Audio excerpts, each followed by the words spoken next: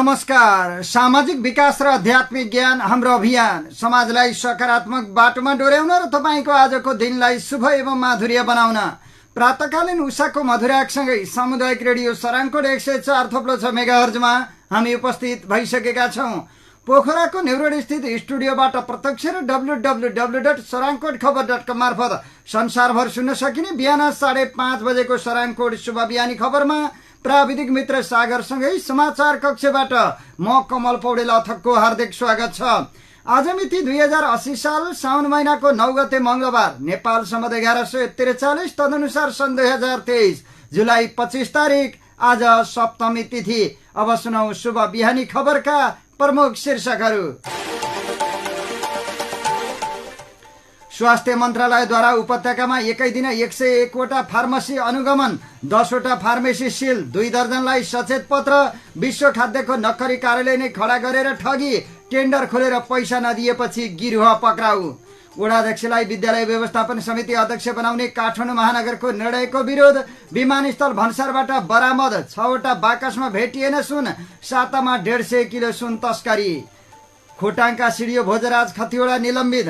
कांग्रेस केन्द्रीय समिति बैठकमा देउवा र गगनको जुहारीमा शेखरलाई बेनिफिट।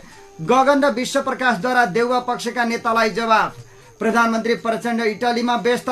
समिटलाई सम्बोधनदेखि भेटवार्तासम्म। ललिता निवास जग्गा हिनामिना प्रकरण, कुपण्डोलबाट थप 2 जना पक्राउ। पोखराको पृथ्वी चौकदेखि सेतीपुलसम्मको सडकमा पार्किङ गर्न रोक। बस सेवा बस पार्क भित्रबाटै सञ्चालन गर्ने निर्णय। मौद्रिक नीतिले अर्थतन्त्र चलायमान गराउने अर्थमन्त्री डाक्टर प्रकाश शरण महतको भनाई। पशुपति बचत तथा ऋण सहकारी संस्था समस्याग्रस्त घोषणा, सीआईबीलाई पत्राचार। तनहुको म्याग्दीमा हलगोरु पाल्ने किसानलाई 4000 रुपियाँ अनुदान। बैतडीमा पहिरोमा परेर आमा छोराको ज्यान गयो, 3 जना घाइते। लाइसेन्स बनाइदिने भन्दै सुनको औँठीसहित 4,30,000 ठग्ने 2 जना पक्राउ। 12 मा औषध भन्दा कम वर्षा, खडेरीले हाहाकार। स्पेनको निर्वाचनमा पपुलर पार्टी विजयी, सरकार गठनका लागि आवश्यक बहुमत पुगेन। नोबेल पुरस्कार विजेता युनुसलाई कर तिर्न अदालतको आदेश। र आज कोशी बागमती र गण्डकीका 1-2 ठाउँमा पानी पर्ने सम्भावना। अब खबरहरू विस्तारमा। स्वास्थ्य तथा जनसंख्या मन्त्रालयले एकै दिन काठमाडौँ उपत्यकामा 101 वटा फार्मेसी औषधि पसलको अनुगमन गरेको छ। स्वास्थ्य तथा जनसंख्या मन्त्री मोहन बहादुर बस्नेतको नेतृत्वमा फार्मेसीको अनुगमन भएको हो। मन्त्री बस्नेतको निर्देशन अनुसार मन्त्रालयले 20 वटा टोली बनाएर सोमबार उपत्यकाका विभिन्न क्षेत्रमा अनुगमनका लागि टोली खटाएको थियो। फार्मेसीहरूले फार्मासिस्टको प्रमाणपत्र भाडामा लिएर अर्कै व्यक्तिलाई कर्मचारी बनाएर फार्मेसी चलाइरहेको, औषधि व्यवस्था विभागले तोकेका मापदण्ड पूरा नगरेको र अनुमति नलिई फार्मेसी चलाइरहेको गुनासो आएपछि मन्त्री बस्नेतले देशभरि नै फार्मेसीहरूमाथि अनुगमन गर्न औषधि व्यवस्था विभागलाई निर्देशन दिएका थिए। उपत्यकामा गरिएको अनुगमनमा नियम विपरीत सञ्चालित 10 वटा फार्मेसीलाई सिल गरिएको छ भने 2 दर्जन भन्दा बढीलाई सचेत पत्र पठाइएको छ। अनुगमन टोलीमा सचेत पत्र दिइएको छ। अनुगमन टोलीमा औषधि व्यवस्था विभाग, मन्त्रालय र स्वास्थ्य सेवा विभागका विज्ञ कर्मचारी संलग्न थिए। सोमबार साँझ मन्त्री बस्नेत समक्ष टोलीले गरेको अनुगमन र फार्मेसी सञ्चालनको अवस्थाका विषयमा जानकारी गराएका छन्। अनुगमन टोलीका संयोजकका अनुसार अर्कै फार्मासिस्टको सर्टिफिकेट राखेर फार्मेसी चलाइरहेकाको संख्या उल्लेख्य रहेको पाइएको छ। बिक्री वितरण गर्ने अनुमति नै नलिए न्युट्रास्युटिकल सामग्री पनि फार्मेसीबाट बिक्री वितरण गर्ने गरेको, म्याद गुज्रिएका औषधिको भण्डार अलग राखेर गरेर नराखिएको, दर्ता नै नभएका र सरसफाइमा ध्यान नदिएको जस्ता साझा समस्या देखिएको अनुगमन टोलीको भनाइ छ। निरीक्षणको क्रममा दर्ता नै नगरी फार्मेसी सञ्चालन गरिरहेको पाइएपछि केही औषधि पसलमा सिल गरिएको अनुगमनमा सहभागी डाक्टर हेमन्त ओझाले बताएका छन्। काठमाडौँको गोकर्णेश्वरमा दर्ता बिना चलाइएका 2 वटा औषधि पसलमा सिल गरिएको अनुगमन टोलीका संयोजक सागर दाहालले बताएका छन्। औषधि व्यवस्था विभागका महानिर्देशक नारायण ढकालले सोमबार गरिएको व्यापक अनुगमनले सबैको आँखा खोलेको बताउँदै यसलाई भविष्यमा पनि व्यापकता दिने बताएका छन्। औषधि पसल अनुगमन गर्न गएको प्रशासनको टोलीलाई इनरुवाका व्यापारीले थुनेका छन्। मेडिकल पसल सञ्चालक सहित स्थानीय व्यापारीको टोलीले जिल्ला प्रशासन कार्यालय सुनसरीका प्रशासकीय अधिकृत केशव खतिवड़ाको टोलीलाई 2 घण्टा बढी थुनेका हुन्। गृहको पत्र अनुसार औषधि पसल अनुगमन गर्न पुगेको टोलीले कागजात खोज्ने क्रममा विवाद चर्केपछि मेडिकल सञ्चालक तथा व्यापारीहरू आन्दोलनमा उत्रिएका थिए। सो क्रममा अनुगमन टोलीमाथि हातपातको प्रयास भएको बताइएको छ। औषधि व्यवसायी र व्यापारीको अवरोधका कारण बाहिर निस्कन नसकेको अनुगमन टोलीलाई प्रहरीले सुरक्षा दिएर प्रशासन समक्ष पुर्याएको थियो। व्यापारीहरूले औषधि पसल बन्द गर्ने धम्की समेत दिएका छन्। प्रदर्शनमा उत्रिएका नेशनल मेडिसिन सेन्टरका सञ्चालक योगेन्द्र मेहताले अनुगमन टोलीको शैलीमाथि प्रश्न उठाउँदै आन्दोलनमा उत्रिनु परेको प्रतिक्रिया दिए। उनले अनुगमनमा सहभागी जिल्ला अस्पताल इनरुवाका निमित्त medical superintendent doctor Devraj Ghimire घटनाको कारक भएको बताएका छन्। यता अनुगमन टोलीको नेतृत्व गरेका प्रशासकीय अधिकृत केशव खतिवड़ाले औषधि व्यवसायको रवैया ठिक नभएको प्रतिक्रिया दिए। उनले अनुगमन टोलीमाथि व्यापारी व्यवसायको अवरोध र आक्रमण प्रयास निन्दनीय रहेको बताएका छन्। खतिवड़ाले अनुगमनका क्रममा अधिकांश औषधि पसलहरू मापदण्ड विपरीत सञ्चालनमा रहेको पाइएकाले पुनः अनुगमन गरी कारबाहीको प्रक्रियामा ल्याउने बताएका छन्। यता घटना पश्चात जिल्ला प्रशासन कार्यालय सुनसरीले अनुगमन प्रतिवेदन तयार पारी घटना छानबिन गरी दोषी उप कारबाही थाल्ने चेतावनी दिएको छ। ठगीमा संलग्न एउटा गिरोहले बुढा नीलकण्ठमा संयुक्त राष्ट्रसङ्घको अन्तर्राष्ट्रिय खाद्य सुरक्षा कार्यक्रमको नक्कली कार्यालय खडा गरेको भेटिएको छ। काठमाडौँको बुढा नीलकण्ठ नगरपालिका 5 का विष्णुबहादुर गुरुङको 2 तले पक्की भवन भाडामा लिएर कार्यालय खोलेको जिल्ला प्रहरी परिसर काठमाडौँ र प्रहरी विरुद्ध महाराजगञ्जले गरेको अनुसन्धानबाट देखिएको हो। काठमाडौँ प्रहरी प्रमुख यशस्वी दानबहादुर कार्कीका अनुसार WAP को नक्कली कार्यालय खोलेर ठगी गरेको पाइएपछि 2 जना पक्राउ परेका छन्। पक्राउ पर्नेमा सिन्धुपाल्चोक घरभाइ गोकर्णेश्वर नगरपालिका बस्ने 47 वर्षीय घनश्याम कटवाल र मकवानपुरको बागमती गाउँपालिका 9 घरभाइ बुढा नीलकण्ठ 5 बस्ने 40 वर्षीय दिनेश भनिने लीला बहादुर घलान रहेका छन्। यसमा संलग्न मकवानपुरको भीम भोलन, मिलन तामाङ, पेम्बा तामाङ लगायत फरार रहेका छन्। प्रहरीका अनुसार उनीहरूको साथबाट राष्ट्रिय झण्डा, WAP को लिटर प्याड लगायतका सामग्री पनि बरामद भएको छ। प्रहरीका अनुसार उनीहरूले 1 जेठ 2080 देखि WAP को नक्कली कार्यालय खडा गरिएको भेटिएको छ। एसएसपी कार्कीका अनुसार जयराम केसी नाम राखेर घनश्याम कटवालले आफैलाई उपसचिव घोषणा गर्दै कार्यालय प्रमुखका रूपमा बसेको पाइएको छ। ठगीमा संलग्नले प्रयोग गरेको WAP को लोगो भेटिएको छ। उनले पेम्बा तामाङलाई शाखा अधिकृत, आकाश राईलाई जनसम्पर्क अधिकृत र दिपेश गुरुङलाई प्राविधिक इन्जिनियर भनेर राखेका छन्। कार्कीले भने तर यी सबै फेक नाम हुन्। दिपेशको सक्कली नाम भीम भोलन र आकाशको मिलन तामाङ सक्कली नाम हो। प्रहरीका अनुसार उनीहरूले WAP को नाममा एक पत्रिकामा विभिन्न सामग्रीका लागि टेन्डर खुलाएका थिए। फर्निचर, कम्प्युटर लगायतका सामग्रीका लागि बोलपत्र खुलाएर 6 करोड 50 लाख रुपियाँ बराबरको रकम नतिरेपछि पीडितहरू प्रहरी समक्ष पुगेका हुन्। काठमाडौँ महानगरपालिकाभित्रका सामुदायिक विद्यालय व्यवस्थापन समितिका अध्यक्षहरूले वडाध्यक्षलाई विद्यालय व्यवस्थापन समिति अध्यक्ष बनाउने निर्णय सच्याउन माग गरेका छन्। 30 असारको नगरसभाले सामुदायिक विद्यालयका व्यवस्थापन समिति भङ्ग गरी वडाध्यक्षलाई अध्यक्ष बनाउने निर्णय गरेको थियो। उक्त निर्णयप्रति विद्यालयका अध्यक्ष र प्रधानाध्यापकले असन्तुष्टि जनाएका छन्। सोमबार महानगरका सबै 79 सामुदायिक विद्यालय व्यवस्थापन समितिका अध्यक्षहरूको बैठकले महानगरले विद्यालय व्यवस्थापन र सञ्चालनमा ठाडो हस्तक्षेप गरेको निष्कर्ष निकालेको छ। सामुदायिक विद्यालय व्यवस्थापन समिति महासङ्घका अध्यक्ष गुणराज मोक्तानले सामुदायिक विद्यालय समुदायको हातबाट खोसेर राजनीतिक हस्तक्षेप बढाउन खोज्नु स्वीकार्य नहुने बताएका छन्। त्रिभुवन विमानस्थल भन्सार कार्यालयबाट राजस्व अनुसन्धान विभागको टोलीले साउन 4 मा 6 वटा शंकास्पद बाकस बरामद गरेको थियो। तस्करीको सुन भएको आशंकामा बरामद बाकसमा सुन फेला नपरेको अनुसन्धानमा संलग्न अधिकृतहरूले बताएका छन्। बरामद सामान बुढा नीलकण्ठ स्थित रेडी ट्रेड प्रणाली र दोलखा इलेक्ट्रिकले कार्गो मार्फत ल्याएका थिए। ती बाकसमा दारी काट्ने सेवर भेटिएको र त्यहाँ सुन फेला नपरेको राजस्व अनुसन्धान विभागका एकजना अधिकृतले बताएका छन्। ती अधिकृत भन्छन् सोमबार बाकस खोल्दा सुन फेला परेन। त्रिभुवन अन्तर्राष्ट्रिय विमानस्थलबाट बाहिरिएको करिब 100 किलो सुन रेड ट्रेड प्रणालीले मगाएको थियो। सोही कम्पनीको थप सामान भेटिएसँगै थप अवैध सुन भएको आशंकामा विभागले सामान बरामद गरेको थियो। असार 30 मा हङकङबाट क्याथे प्यासिफिकको उडान मार्फत रेडी ट्रेडले प्याड भनेर ल्याएको सामानमा करिब 100 किलो सुन भेटिएको छ। त्यसबारे सशस्त्र प्रहरीको सहयोगमा राजस्व अनुसन्धान विभागले अनुसन्धान गरिरहेको छ। बरामद सुनको यकिन तौल आइसकेको छैन। यता सुनचाँदी व्यवसायीहरू भन्छन् बजारमा दैनिक 40 केजी सुनको माग छ, तर नेपाल राष्ट्र बैंकले 20 किलो सुन मात्र आयात गर्ने अनुमति दिएको छ। यसरी दिनमा 20 किलो र सातामा करिब 150 किलो सुन तस्करीबाट आएको अनुमान छ। भन्सार विभागका अनुसार चालू आर्थिक वर्षको 8 महिनामा 4750 किलो सुन आयात भएको छ, जसको मूल्य 20 अर्ब 35 करोड 77 लाख रुपियाँ पर्छ। यो अघिल्लो आर्थिक वर्षको सोही अवधिको तुलनामा 29% बढी हो। आर्थिक वर्ष 2073-74 को 8 महिनामा 1 अर्ब 56 करोड 92 लाख मूल्य बराबरको 3650 किलो सुन आयात भएको विभागको तथ्याङ्क छ। समीक्षा अवधिमा सरकारले सुन आयातबाट 1 अर्ब 79 करोड 50 लाख रुपियाँ भन्सार राजस्व उठाएको छ। अघिल्लो वर्षको सोही अवधिमा सुन आयातबाट 1 अर्ब 53 करोड 30 लाख रुपियाँ भन्सार राजस्व उठाएको थियो। अहिले सुन आयातको भन्सार दर प्रति 10 ग्राम 4200 रुपियाँ रहेको छ।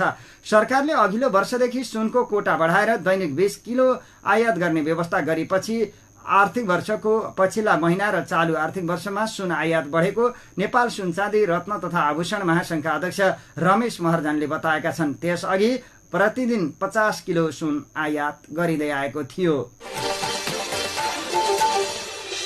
खोटाङका प्रमुख जिल्ला अधिकारी भोजराज खतिवड़ालाई निलम्बन गर्ने निर्णय गरिएको छ। अख्तियारले विशेष अदालतमा भ्रष्टाचार मुद्दा दायर गरेपछि उनलाई निलम्बन गर्ने निर्णय गरेको गृह मन्त्रालयका प्रवक्ता सहसचिव केदारनाथ शर्माले जानकारी दिएका छन्। ओखलढुङ्गाको सिद्धिचरण नगरपालिकामा प्रमुख प्रशासकीय अधिकृत हुँदा विद्युत लाइन विस्तार परियोजनामा भ्रष्टाचार गरेको आरोपमा आयोगले उनी विरुद्ध मुद्दा दायर गरेको हो। विशेष अदालतमा भ्रष्टाचार मुद्दा दायर भएपछि उनलाई निलम्बनको निर्णय गरिएको गृहका प्रवक्ता शर्माले बताएका छन्। खतिवड़ा असार तेस्रो साता प्रमुख जिल्ला अधिकारीको जिम्मेवारी लिएर खोटाङ गएका थिए।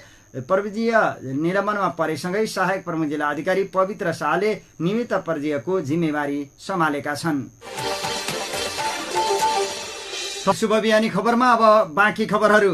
नेपाली कांग्रेस केन्द्रीय समिति बैठकमा सभापति भर्सेस महामन्त्रीको माहौल देखिएको छ। बैठकको अन्तिम पंक्तिमा आसीन नेता शेखर कोइराला शान्त रूपमा सभापति र महामन्त्रीको पक्षमा चलेको जुहारी सूक्ष्म तवरले नियालिरहेका देखिन्छन्। साउन 2 मा प्रस्ताव र प्रतिवेदन बैठकमा पेश भएकोमा साउन 3, 4, 5, 6 गते बाहेक र 7 गते गरी 4 दिन 140 जना केन्द्रीय सदस्यले आफ्नो धारणा राखिसकेका छन्। करिब 125 जना केन्द्रीय सदस्य देउबाको बचाउमा उभिँदा महामन्त्री थापालाई साथ दिने संख्या सानो देखिएको छ। बैठकमा पार्टी सभापति शेरबहादुर देउबाको कार्यशैली र महामन्त्री गगन थापाको सार्वजनिक अभिव्यक्तिमाथि अधिकांश केन्द्रीय सदस्यको वाद प्रतिवाद चलेको छ। बैठकमा राष्ट्रिय राजनीति र जनजीविकाका सवाल छलफलको प्रधान विषय बन्न सकेन। बरु नक्कली भुटानी शरणार्थी प्रकरणमा मुछिएर पूर्वपक्षमा रहेका नेता बालकृष्ण काँडको प्रतिरक्षा र प्रतिवादले बैठकमा प्रमुखता पाएको छ। निर्वाचन प्रणाली परिवर्तन, पार्टीभित्र गुटबन्दी र चुनावी अन्तर्घातभन्दा बाहिर छलफल खासै जान सकेन। संस्थापन पक्षका अधिकांश सदस्य महामन्त्री थापामाथि खनिएका छन्। देउबा विरुद्ध सार्वजनिक अभिव्यक्ति दिएर पार्टीलाई कमजोर बनाएको उनीहरूको आरोप छ। बैठक इतर पक्षबाट केन्द्रीय सदस्यबाट सभापति देउबामाथि विधान अनुसार पार्टी सञ्चालन नगरेको, सबैलाई नसमेटेको, संगठन र भातृ संस्था लथालिङ्ग पारेको र ठूला भ्रष्टाचार काण्डमा मौन बसेको आरोप लागेको छ। इतर पक्षको नेतृत्व मानिने कोइरालामाथि भने संस्थापन पक्षका नेताहरूबाट सद्भाव प्रकट भएको छ। विगतमा पनि संस्थापन र इतर समूहका नाममा केन्द्रीय सदस्यको मत विभाजित हुने गर्थ्यो। अहिलेको बैठकमा पनि वाद प्रतिवादको विषय सभापति र महामन्त्री द्वय बनेका छन्।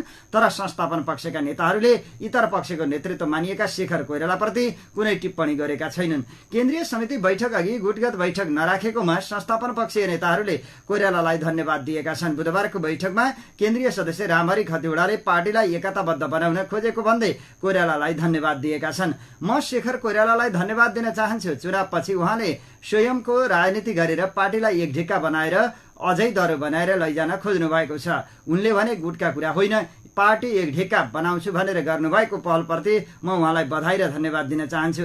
अर्का केन्द्रीय सदस्यले पनि कोइरालामाथि कुनै टिप्पणी गरेका छैनन्। बरु संस्थापन पक्षका नेताहरूको निशाना महामन्त्री गगन र थापामाथि बढिरहेको छ। अर्का महामन्त्री विश्वप्रकाश शर्मामाथि कटाक्ष गर्ने पनि धेरै देखिएका छन्। समग्रमा देउबा पक्षीय नेताहरू महामन्त्री द्वयप्रति आक्रामक सुनिएका छन्। संस्थापन इतरमा शेखर कोइराला निकट मानिने नेताहरूले पनि सभापति देउवाको चर्को आलोचना गरेको सुनियो।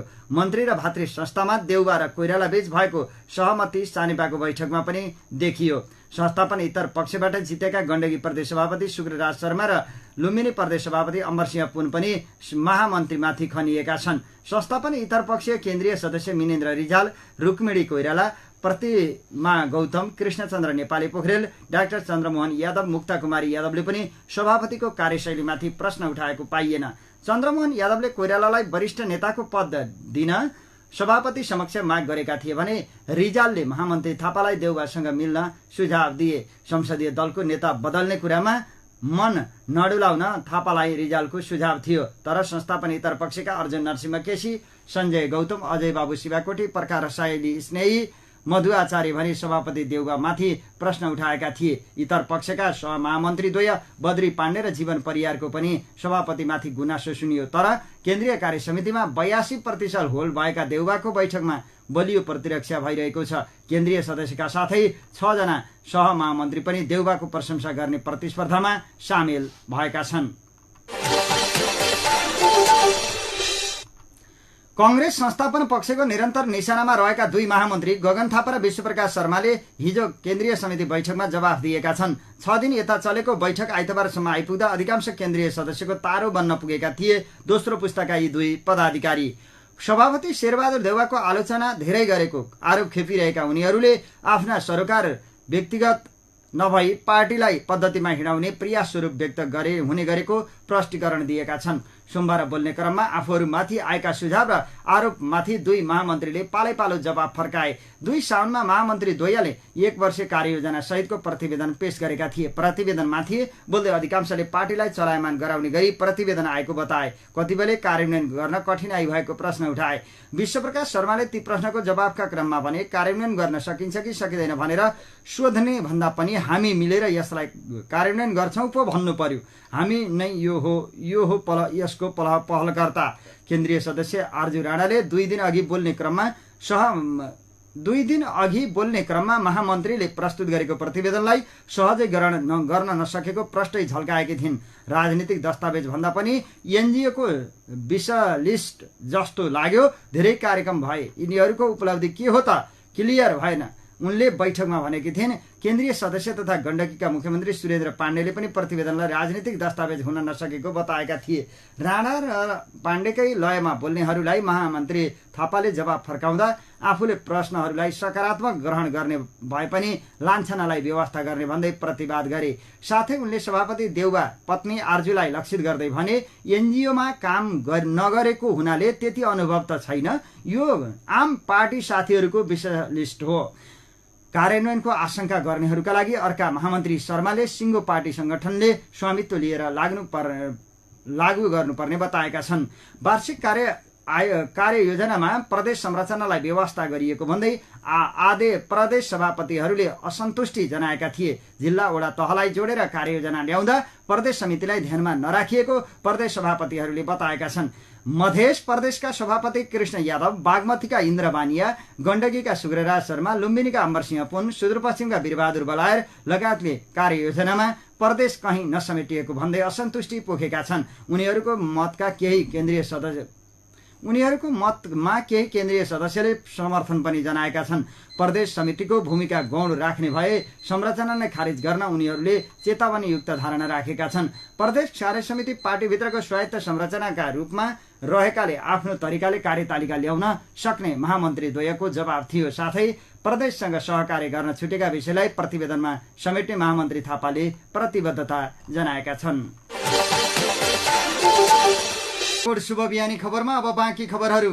जनप्रतिनिधिले नै गलत सिफारिस गरेर एक युवतीलाई नागरिकता दिलाएको घटना सार्वजनिक भएपछि कास्की प्रशासन त्यसको खारेजीको तयारीमा जुटेको छ। पोखरा 21 क्रिस्तीका ज्ञानबहादुर राणाभाट र तारा राणाभाटले आफ्नो छोरी दावी गरी एक युवतीलाई नागरिकता दिलाएका हुन्। आफूहरूले पाल्दै आएकी युवतीलाई राणाभाट दम्पतिले नागरिकता दिलाउन गत पुसमा निवेदन दिएका थिए। वडाध्यक्ष दीपक सुवेदी वडा बाहिर रहेका बेला कार्यवाहक अध्यक्ष तथा वडा सदस्य विमला केसी चालिसेले शनाखत गरेर नागरिकताका लागि जिल्ला प्रशासन कार्यालय कास्कीमा सिफारिस गरेकी हुन्। उनकै सिफारिसका आधारमा 2079 पुस 21 गते कास्की प्रशासनबाट रश्मि राणाभाटको नाममा नागरिकता जारी भएको छ। उनले नागरिकता पाएपछि गाउँमा हल्लाखल्ला हुन थाल्यो। नाता नै प्रमाणित नहुने मान्छेलाई नागरिकता दिलाएको भन्दै जनप्रतिनिधि र आमा बाबु बनेकाहरू विरुद्ध गाउँलेले उजुरी गरेका छन्। त्यो घरमा एउटा पनि छोरी जन्मिएकी छैनन्। जसलाई नागरिकता दिइएको छ उनी त्यो परिवारको छोरी होइनन्। गाउँलेहरू भन्छन् जनप्रतिनिधिले पनि नक्कली निवेदनमा सिफारिस गरिदिएका छन्। यसमा आमा बाबु दाबी गर्नेदेखि जनप्रतिनिधिसम्मको मिलेमतो छ। तर राणाभाट दम्पति भने आफ्नै छोरी भएको दाबी गर्छन्। म विवाह गरेर आइसकेपछि छोरीलाई ल्याएकी हुँ, सानैदेखि मैसँग छन्। आमा साइनो लाउने ताराले भनिन् उनी मेरी छोरी होइनन् भने कसको हो त प्रमाणित गरिदिनु पर्यो नि। ज्ञानबहादुर भने खासै बोलेनन्। किर्ते छोरी बनाएर नागरिकता दिनुभएको हो भन्ने हाम्रो प्रश्नमा उनले भनिन् उनलाई सानैदेखि हामीले हुर्काएका हौँ, पालेका हौँ। स्रोतका अनुसार ज्ञानबहादुरले नागरिकताको लागि निवेदन दिने बेलामा नै आफ्नो छोरी नभएको जनप्रतिनिधिलाई जानकारी गराएका थिए, तर जनप्रतिनिधिले वास्ता गरेनन्। खोजबिन गर्नुको साटो प्रशासनलाई नै असर पर्ने गरी सिफारिस पठाए। छिमेकीहरू भने रश्मि सानै उमेरदेखि राणाभाट परिवारसँग बसेको तर छोरी नभएको बताउँछन्। सारा गाउँलेलाई थाहा छ उनी 6 कक्षामा आएर भर्ना भएकी हुन्। त्यसअघि उनी गाउँमा देखिएकी थिएनन्। एक छिमेकी भन्छन् अहिले नागरिकता दिने बेलामा आफ्नै छोरी भन्छन्। यो सरासर झुटो। गाउँलेलाई नागरिकता किर्तेमा जनप्रतिनिधिले कै मिलेमतो रहेको शङ्का छ। वडाध्यक्ष बिदामा बस्नु, कार्यभाग दिनु र त्यही बेलामा नागरिकताका लागि सिफारिस पठाइनु नियोजित नै हो। उनीहरू भन्छन् जनप्रतिनिधि उप पनि छानबिन गरिनु पर्दछ। दोषी जो भए पनि कारबाही गरिनु पर्दछ। ती किशोरी राणाभाट दम्पतिको छोरी नभएको जनप्रतिनिधिलाई समेत जानकारी भएको र उनका छिमेकी बताउँछन्। रश्मिले नागरिकता पाएको खबर फैलिएपछि र जनप्रतिनिधि विरुद्ध नागरिकहरू उठेपछि यसअघि दिलाइएको नागरिकता खारेजीको तयारी गरिएको छ। वडाध्यक्ष दीपक सुवेदी नागरिकता खारेज हुने बताउँछन्। उनीहरूका कारण हामीले दुःख पाउने कुरा त भएन नि। हामीले पनि जानाजान यस्तो गरेका होइनौँ। मुजुल्का र जन्मदत्ताका आधारमा सिफारिस गरेका हौँ। उनले भने हामीले नै गल्ती गरेको जस्तो प्रचार भइरहेको छ। हामीले यसमा शङ्का गर्नुपर्ने कुनै काम गरिएको छैन। यो नागरिकता खारेजीका लागि जिल्ला प्रशासन कार्यालयमा सिफारिस लेख्ने तयारी गरेका छौँ। रश्मिको 2075 सालमै सोही वडाबाट जन्म दर्ता बनाइएको थियो। जिल्ला प्रशासन कार्यालय कास्कीले उक्त नागरिकता खारेज गरिने र नागरिकता दिलाउने उप कानुन अनुसार कारबाही हुने बताएको छ। प्रधानमन्त्री पुष्पकमल दाहाल प्रचण्डले अति कम विकसित राष्ट्रहरूको समूह एलडीसीको अध्यक्षको हैसियतमा संयुक्त राष्ट्रसङ्घको फुड सिस्टम समिट 2 लाई सम्बोधन गरेका छन्। प्रधानमन्त्री प्रचण्डले समिटलाई सम्बोधन गरेका हुन्। सम्बोधनका क्रममा प्रधानमन्त्रीले बालबालिकाका लागि विद्यालयमा सञ्चालन गरिएको दिवा खाजा कार्यक्रम नेपालमा सफल भएको बताए। सो कार्यक्रमबाट हरेक दिन देशभरका बालबालिका प्रत्यक्ष रूपमा लाभान्वित भइरहेको तथ्य पेश गर्दै प्रधानमन्त्री दाहालले त्यस कार्यक्रमलाई निरन्तरता दिन सरकारले पछिल्लो 5 वर्षमा 4 गुणा बजेट वृद्धि गरेको जानकारी गराए। खाद्य तथा कृषि संगठनको मुख्यालय इटलीको रोममा आयोजित united nations food system 2023 stocktaking मोमेन्टलाई सम्बोधन गर्दै उनले नेपालमा लागू गरिएको विद्यालय खाजा कार्यक्रम विद्यार्थीको स्वास्थ्य र समग्र शैक्षिक सुधारका लागि प्रभावकारी भएको प्रश्न पारे। सो कार्यक्रमबाट प्रत्यक्ष रूपमा 33 लाख बालबालिका प्रत्यक्ष रूपमा लाभान्वित भएको तथ्याङ्क समेत प्रधानमन्त्री दाहालले पेश गरे। विद्यालय खाजा कार्यक्रम नेपालको एउटा सफल कार्यक्रम हो। यसबाट नेपालमा हरेक दिन 33 लाख विद्यार्थी लाभान्वित भइरहेका छन्। प्रधानमन्त्री प्रचण्डले भने फलस्वरूप विद्यार्थी भर्नामा वृद्धि, नियमित उपस्थिति र शैक्षिक सुधार जस्ता उपलब्धि हासिल भएको छ। सो कार्यक्रमलाई एकीकृत रूपमा कृषि, शिक्षा, खाद्य सुरक्षा, पोषण, स्वास्थ्य र सरसफाइसँग जोडिएको प्रधानमन्त्री दाहालको भनाइ छ। उनले चालु आर्थिक वर्षको शिक्षातर्फको बजेटको कुल 6% दिवा खाजाका लागि वृद्धि गरिएको उल्लेख गरेका छन्। उनले सन् 2021 को खाद्य सम्मेलनपछि नेपालले स्थानीय स्तरसम्म खाद्य प्रणालीका बारेमा छलफल चलाएको एवं सन् 2022 देखि 2030 सम्मका लागि खाद्य प्रणाली रूपान्तरण रणनीतिक योजना तय गरेको जानकारी दिए। खाद्य प्रणालीको रूपान्तरण खाद्य सुरक्षाका लागि मात्र नभई दिगो विकास लक्ष्यको पूर्ण प्राप्तिका लागि महत्त्वपूर्ण रहेको उनको भनाइ छ। संयुक्त राष्ट्रसङ्घले सन् 2021 मा आयोजना गरेको फुड सिस्टम समिटले तय गरेको विधि अनुसार राष्ट्रिय र प्रदेश तहका सरकारवालाहरूका बीचमा खाद्य प्रणालीका बारेमा बुझाउन, कमजोरी पत्ता लगाउन र त्यसलाई रूपान्तरण गरी नयाँ मार्ग प्रशस्त गर्न सहयोग पुगेको प्रधानमन्त्रीको भनाइ थियो। सरकारले सोही आधारमा खाद्य प्रणाली रूपान्तरण रणनीतिक योजना तय गरेर कार्यान्वयनमा ल्याएको र त्यसलाई दिगो विकास लक्ष्यसँग जोडिएको उनले बताएका छन्। ललिता निवास जग्गा हिनामिना प्रकरणमा प्रहरीले थप 2 जनालाई पक्राउ गरेको छ। उक्त जग्गा हिनामिना प्रकरणमा जोडिएर नक्कली मोही बन्दै जग्गा हडपेको आरोपमा नेपाल प्रहरीको केन्द्रीय अनुसन्धान ब्युरो सिआइबीले सञ्जय महर्जन र सकुलानन्द महर्जनलाई सोमबार पक्राउ गरेको। उनीहरूलाई ललितपुरको कुपण्डोलबाट पक्राउ गरिएको सिआइबीका एसएसपी दिनेश आचार्यले जानकारी दिएका छन्। यो सहित ललिता प्रकरणमा पक्राउ पर्नेको संख्या 22 पुगेको छ। पर्यटकीय सहर पोखरामा आधुनिक र सुविधा सम्पन्न बस पार्क निर्माणका लागि विक्रमसम्म 2032 सालमा 205 रोपनी क्षेत्रफल जमिन अधिग्रहण गरिएको थियो। पोखरा 9 पृथ्वीचोकमा बस पार्कका लागि छुट्याइएको स्थानमा 5 दशक पुग्न लाग्दा समेत हालसम्म बस पार्कका पूर्वाधार बन्न सकेका छैनन्। तर बस पार्क बनाउन छुट्याइएको जमिन वर्षेनी अतिक्रमणमा परेको छ। बस पार्कभित्र पूर्वाधार नभन्दा लामो तथा बजार क्षेत्रभित्र चल्ने सबै बस पार्क अगाडिको सडकबाट गन्तव्यका लागि छुट्ने गरेकोमा अबदेखि सबै बसले आफ्नो सेवा बस पार्कबाट नै दिनुपर्ने भएको छ। अहिले बस पार्कभित्रको जमिनमा खाल्डाखुल्डी पुरेर समथर बनाइएको छ। सडक पेटीमै बस पार्किङ गरेर यात्रु चढाउँदा र झार्ने गर्दा मुख्य बजार क्षेत्र अस्तव्यस्त भएपछि पोखरा महानगरपालिकाले आइतबारदेखि सडकमा पार्किङ हटाएको थियो। पार्किङ हटाएपछि हिजोदेखि लागू हुने गरी पोखरा प्रवेश गर्ने तथा पोखराबाट बाहिरिने सम्पूर्ण बस सेवा बस पार्कभित्रबाटै सञ्चालन गर्ने निर्णय गरिएको छ। महानगरपालिकाले पोखरा बस पार्क क्षेत्रमा पर्ने पृथ्वीचोकदेखि सेतीपुल चाइना पुलसम्मको सडकमा पार्किङ गर्न रोक लगाएको हो। अर्थमन्त्री डाक्टर प्रकाश शरण महतले नेपाल राष्ट्र बैंकले सार्वजनिक गरेको चालु आर्थिक वर्षको मौद्रिक नीतिले अर्थतन्त्र चलायमान बनाउन सहयोग पुग्ने बताएका छन्। मौद्रिक नीतिले ब्याज दर घटाउने नीति लिएकाले निजी क्षेत्र प्रभावित हुने, लगानी बढ्ने उनको भनाइ छ। नेपाल प्रेस युनियन रूपन्देहीले हिजो बुटवलमा आयोजना गरेको पत्रकार सम्मेलनमा अर्थमन्त्री डाक्टर महतले ब्याज दर कम भएपछि लगानी बढ्ने र रोजगारीमा पनि वृद्धि हुने विश्वास व्यक्त गरेका छन्। पशुपति बचत तथा ऋण सहकारी संस्था समस्याग्रस्त घोषणा भएको छ। भूमि व्यवस्था सहकारी तथा गरिबी निवारण मन्त्रालयको 1 असारमा सहकारीलाई समस्याग्रस्त घोषणा गरेको मन्त्रालय हो। मन्त्री स्तरीय निर्णयले पशुपति सहकारीलाई समस्याग्रस्त घोषणा गरेको हो। सहकारी विभागको नियमन क्षेत्रभित्र रहेको Pashupati saving and credit cooperative limited 2077 सालदेखि बचतकर्ताको बचत फिर्ता नगरेको सम्बन्धमा कारबाही हुँदा उक्त सहकारी संस्थामा सहकारी ऐन 2074 अनुसार समस्याग्रस्त घोषणा गरेको मन्त्रालयले जनाएको छ। ऐनको दफा 104 को उपदफा 1 को खण्ड क देखि च सम्मको अवस्था विद्यमान रहेकाले सहकारी विभागका रजिस्ट्रारको सिफारिसमा सोही ऐनको दफा 104 को उपदफा 2 बमोजिम समस्याग्रस्त घोषणा गरेको मन्त्रालयले जारी गरेको प्रेस विज्ञप्तिमा उल्लेख गरिएको छ। मन्त्रालयले उक्त संस्थाको सम्पत्ति व्यवस्थापन र दायित्व भुक्तानी सम्बन्धी कार्य गर्न सोही ऐनको दफा 105 बमोजिम गठित समस्याग्रस्त सहकारी व्यवस्थापन समितिमा पठाएको हो। सहकारी विभागले 29 फागुन 2079 मा सहकारीलाई समस्याग्रस्त घोषणा गर्न सिफारिस गरेको थियो। यस्तै विभागले सहकारीका अध्यक्ष सीबी लामा सहित सञ्चालक र व्यवस्थापकलाई पक्राउ गरी अनुसन्धान गर्न सिआइबीलाई 19 जेठमा पत्राचार गरेको थियो। विभागले सिआइबीलाई अनुसन्धानको लागि पत्राचार गरे पनि अहिलेसम्म सिआइबीले भने कारबाही अगाडि बढाएको छैन। शुभ बिहानी खबरमा अब बाँकी खबरहरू। तनहुँको म्याग्दे गाउँपालिकाले हल गोरु पाल्ने किसानलाई प्रोत्साहन रकम दिएको छ। पछिल्लो समय गोरु पाल्ने चलन हराउँदै गएपछि गाउँपालिकाले हल गोरु पाल्ने किसानलाई प्रोत्साहन रकम उपलब्ध गराएको हो।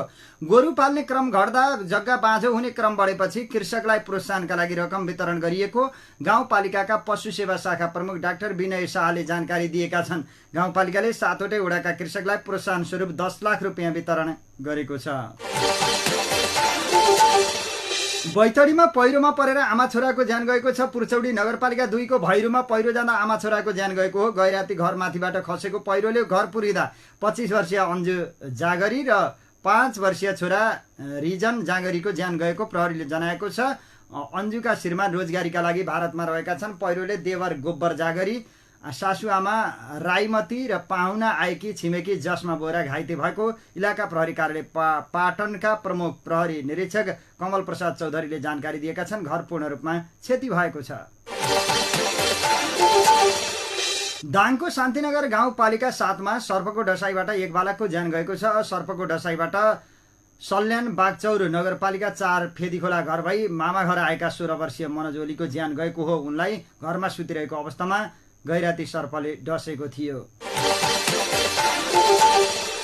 काठमाडौँ उपत्यका अपराध अनुसन्धान कार्यालयले लाइसेन्स बनाइदिने ट्रायल पास गराइदिने भनी दर्जनभन्दा बढी व्यक्तिलाई ठगी गरेको आरोपमा 2 जनालाई पक्राउ गरेको छ। आफू यातायात व्यवस्था कार्यालय एकान्त कुनाको कर्मचारी रहेको बताई लाइसेन्स बनाइदिने, ट्रायल पास गराइदिने, प्रदूषण जाँच पास गराइदिने लगायतका काम गरिदिने भन्दै ठगी गरेको आरोपमा ललितपुरका राजु परियार र काठमाडौँका ब्रह्मा रिसाललाई पक्राउ गरेको हो।